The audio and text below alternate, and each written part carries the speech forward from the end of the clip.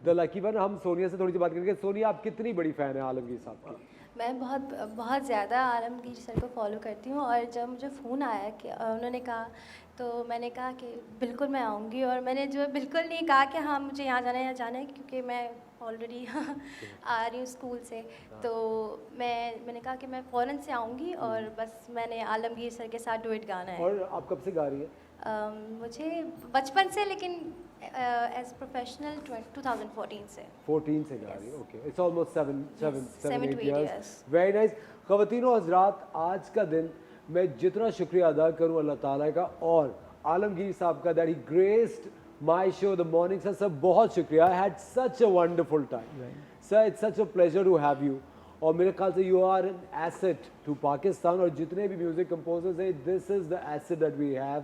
और हमें आलमगीर साहब की आवाज़ अभी भी सुननी है, नए गानों में सुननी है, और हर म्यूज़िक कंपोज़र की कॉम्पोजिशन में वो आवाज़ सुननी है। आलमगीर साहब is open to work with everybody. माशाल्लाह, he is healthy, he is the pride of the country.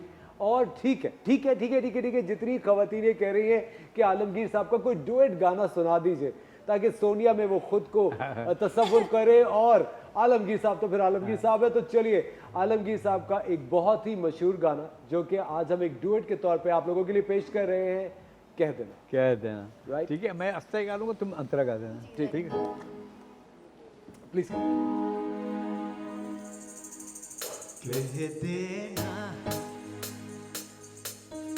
कह देना